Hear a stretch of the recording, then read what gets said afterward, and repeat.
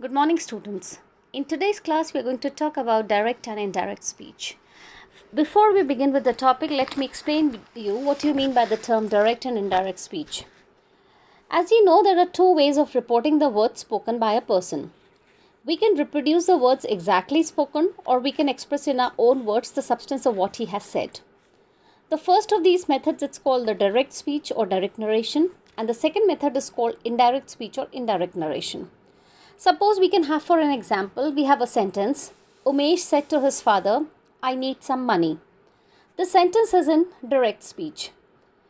The indirect speech of the sentence would be, Umesh told his father that he needed more money. So this is the difference between direct and indirect speech. Now let us talk about certain rules which we imply while translating the sentences from direct to indirect. Now the first rule says rules for the change of tenses. According to this rule, if the reporting verb is in the present tense, that is, says, is, am, are, saying, has, have been saying, or a future tense like will, shall say, will, shall have said, the tense of the verb in the reporting speech remains unchanged.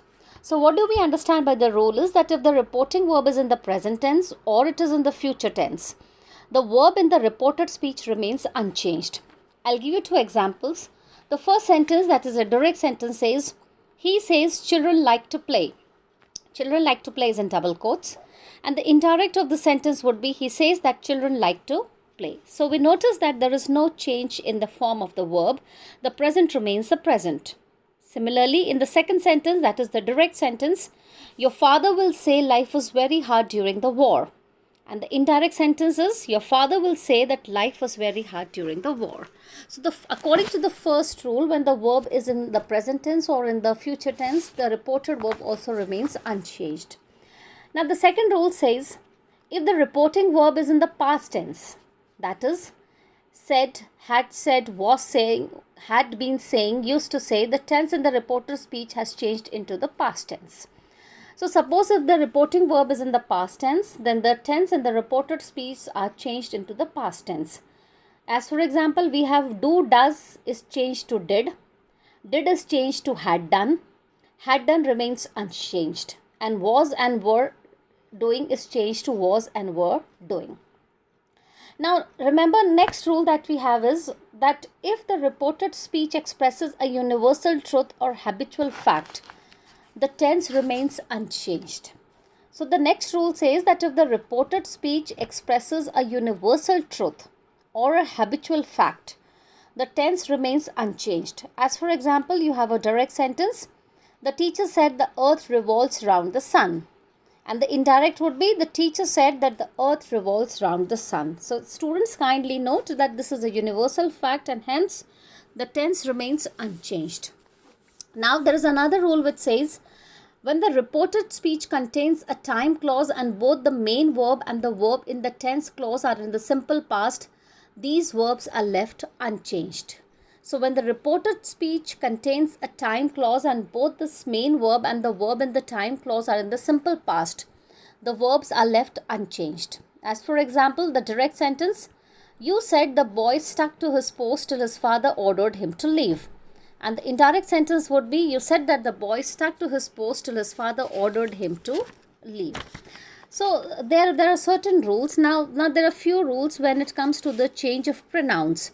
So when we change pronouns from direct to indirect, the first rule that says is, pronouns of the first person are changed into pronouns of the same person as the person of the subject of the reporting verb. So the rule says that pronouns of the first person are changed into pronouns of the same person as the persons of the subject of the reporting verb.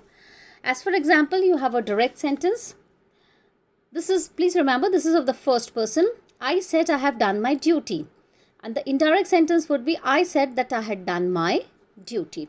Similarly, for second person, pronouns of the second person are changed into pronouns of the same person as that of the object of the reporting verb. The sentence, that is the direct sentences, the teacher said to me, you have not done your work well. And the indirect sentences, the teacher told me that I had not done my work well. Regarding the third person, pronoun of the third person generally remains unchanged.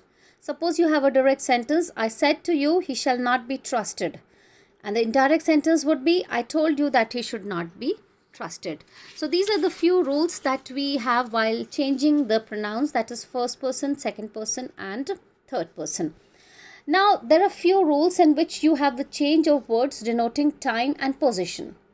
While changing the direct speech into the indirect, the following verbs denoting nearness of time or position are replaced by the corresponding words denoting remoteness or distance if the reporting verb is in the past tense.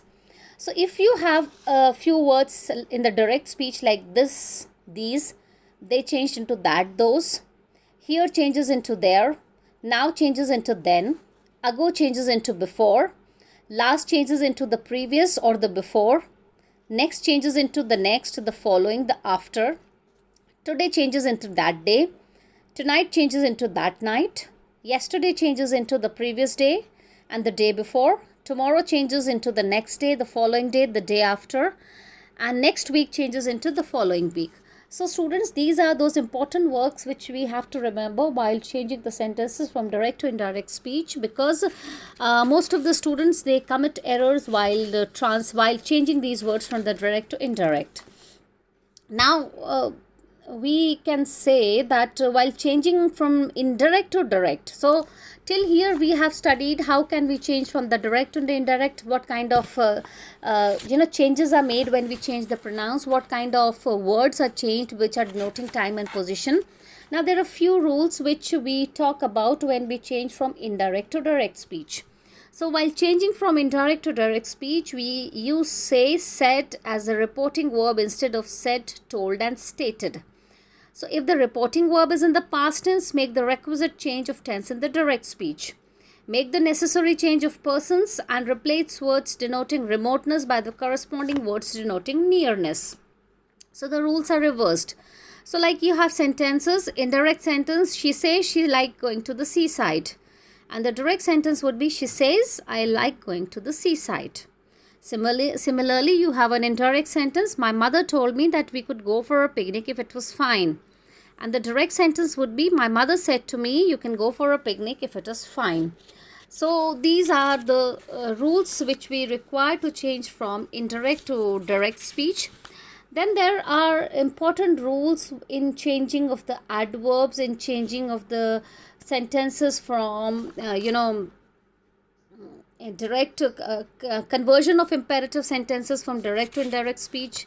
Then you have sentences, you can have conversion of imperative sentences that begin with let, and then you have conversion of exclamatory and optative sentences. So one by one I'll take examples from each of these categories. And the first category in which we have the conversion of imperative sentences with let. So let is often used to make proposals, and in such cases he said let us do it is changed in the suggested proposed, doing it, or suggested proposed that they should do it. Suppose you have a direct sentence, I said to my brother, let us go to some hill station for a change. And the indirect sentence would be, I suggested to my brother that we should go to some hill station for a change. Another example of this kind is that in a direct form we have a sentence, let us invite some friends to our son's birthday, said the mother. Let us not, said the father. And the indirect version is, the mother proposed that they should invite some friends to the son's birthday, and the father was opposed to this idea.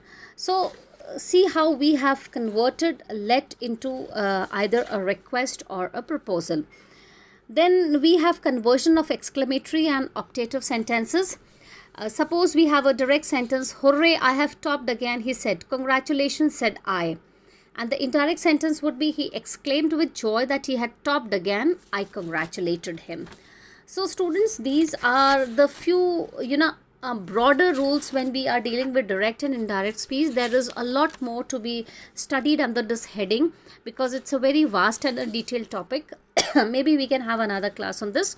But for any queries on this particular subject that we have dealt in today's class, you can let me know on my WhatsApp number. So this much for the class today. Thank you.